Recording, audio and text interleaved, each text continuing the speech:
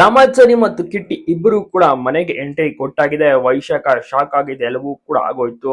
ಈಗ ಮುಂದೆ ಏನ್ ಬದಲಾವಣೆಗಳು ಆಗ್ಬೇಕು ಅಂದ್ರೆ ವೈಶಾಖ ಸಿಕ್ಕಿ ಬೀಳ್ಬೇಕು. ಅದು ಯಾವ ರೀತಿ ಸಿಕ್ಕಿ ಬೀಳ್ತಾಳೆ, ಕಿಟ್ಟಿ ಮತ್ತೆ ರಾಮಾಚಾರಿ ಏನ್ ಪ್ಲಾನ್ ಮಾಡ್ತಾರೆ, ಏನ್ ಪ್ಲಾನ್ ಇಟ್ಕೊಂಡು ಒಳಗಡೆ ಬಂದಿದ್ದಾರೆ ಅಂದ್ರೆ ಮನೆ ಒಳಗಡೆ ಬಂದಿದ್ದಾರೆ ಅನ್ನುವಂತ ಕುತೂಹಲ ಎಲ್ಲರಿಗೂ ಕೂಡ ಕಾಡುತ್ತೆ. ಸೊ ಹೀಗಾಗಿ ಸಾಕಷ್ಟು ಜನರು ಕೂಡ ವೇಟ್ ಮಾಡ್ತಾ ಇದೆ ಒಂದು ಮುಂದಿನ ಸಂಚಿಕೆಗಳನ್ನ ನೋಡಕ್ಕೆ. ತುಂಬಾನೇ ಇಂಟ್ರೆಸ್ಟಿಂಗ್ ಅಂತ ತುಂಬಾನೇ ಟ್ವಿಸ್ಟ್ ಗಳು ಕೂಡ ಬರೋದು ಗ್ಯಾರಂಟಿ.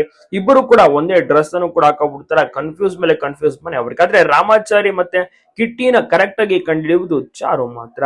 ವೈಶಾಖಗಂತೂ ಫುಲ್ ಟೆನ್ಷನ್ ಮತ್ತು ಭಯ ಕೂಡ ಉಂಟು. ಯಾವಾಗ ನಾನು ಸಿಕ್ಕಿ ಬಿದ್ದ್ಬಿಡ್ತೀನೋ, ನನ್ನ ಒಂದು ಕತೆ ಆಗ್ಬಿಡುತ್ತಾ, ಮುಗ್ದೋಗುತ್ತಾ, ನಾನು ಜೈಲಿಗೆ ಹೋಗ್ಬಿಡ್ತೀನಿ ಹಾಗೆ ಹೇಗೆ ಅಂತ.